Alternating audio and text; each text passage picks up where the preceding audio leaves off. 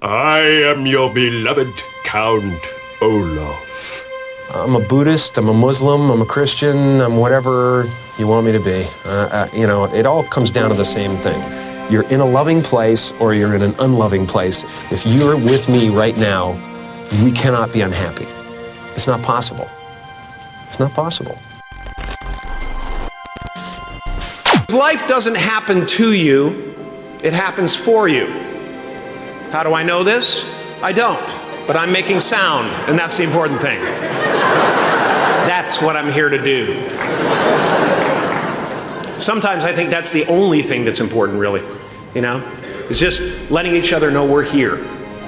Reminding each other that we're part of a larger self. In a sense, self-examination is an essential part of growing and reaching some point beyond where you are. Yeah, it's that, and it's an addiction. An addiction to trying to figure out, and maybe this is an impossible task, but you know, everybody's looking for bliss, you know, in some way or another. And I think I've come to the realization lately that that bliss comes in waves, and everybody gets a certain amount of it. Yeah. But in between, it's just hard work being in this body. You know? And that it is the unwise person to expect bliss will be there all the time. Absolutely, Yeah. Absolutely. As someone who's done what you're about to go and do, I can tell you from experience, the effect you have on others is the most valuable currency there is. Because everything you gain in life will rot and fall apart, and all that will be left of you is what was in your heart. My choosing to free people from concern got me to the top of a mountain. Look where I am. Look what I get to do. I did something that made people present their best selves to me wherever I go. The only one I hadn't freed was myself, and that's when my search for identity deepened. I wondered who I'd be without my fame. Who would I be if I said things that people didn't want to hear? Clap. Or if I defied their expectations of me? You know, what the hell? What the hell? You know, whatever. I just want to be myself. If I lose a few fringe people who can't deal with the fact that, you know, that there's other forces in the world, that's okay with me. After talking to you for a couple of hours, I mean, I get this sense you are a big bundle of conflicting emotions. Well, I think you're very emotional about a lot of things. It's all very close to the surface. Yeah, it is. I've decided to be there. I only act in the movies. I want to be the greatest actor that ever lived, frankly. You know, I'd love that. But I don't need to be. I just really want to be here. That's it. When the opportunity arises and I'm on the set, Can you cover the action? I'll be there tomorrow. Let's see what you... I'm not going to live it until I get there. Can you cover me? And when I get there, I'm going to have a great time. I'm going to walk in the set and I'm going to go, hey, humans, how you doing? You know, let's have fun. Stay right here, okay? Let's play in the sandbox. You know, and a lot of the characters I've done so far have been about duality, about what you show the world and what you really are. And so I've always been trying to reconcile the two. I know that this face pleases you, you know, but now I'm going to show you the real deal.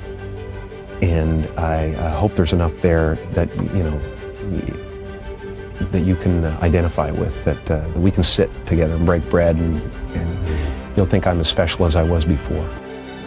A few months ago, I woke up and I understood suddenly how thought is responsible for most of the suffering we experience. I suddenly felt like I was looking at these thoughts from another perspective, and I wondered, who is it that's aware that I'm thinking? I was thrown into this expansive feeling of freedom from myself, from my problems.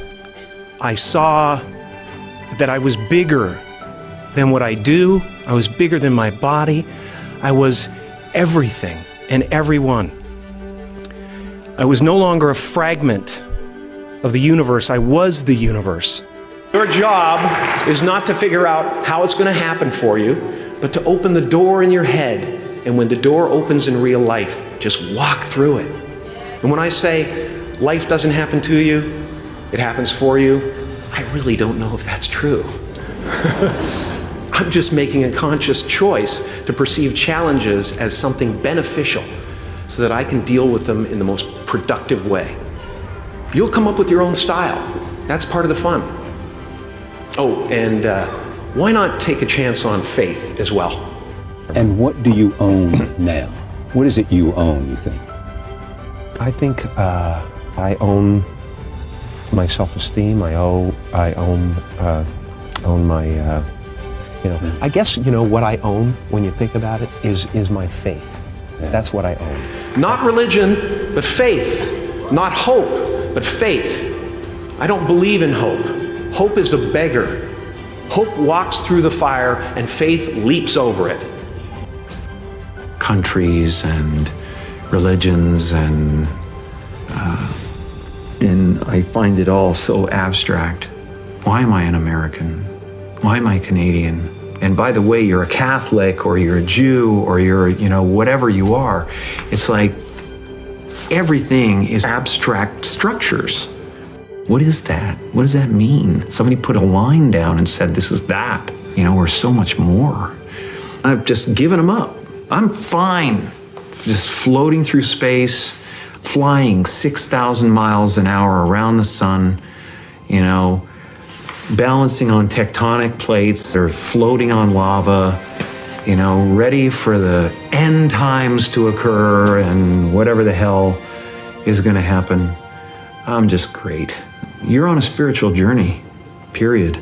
And we're all going to end up in the same place, if there is such a thing. And maybe there isn't. Maybe there's just this and that's it. There's me in the teacup. That's it. There's us. We're the universe, man. I like that. That's fine. Now, fear is going to be a player in your life, but you get to decide how much. You can spend your whole life imagining ghosts, worrying about the pathway to the future. My father could have been a great comedian, but he didn't believe that that was possible for him. And so he made a conservative choice. Instead, he got a safe job as an accountant. And when I was 12 years old, he was let go from that safe job. And our family had to do whatever we could to survive. I learned many great lessons from my father, not the least of which was that you can fail at what you don't want. So you might as well take a chance on doing what you love.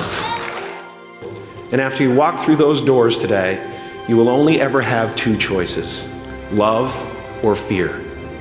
Choose love, and don't ever let fear turn you against your playful heart.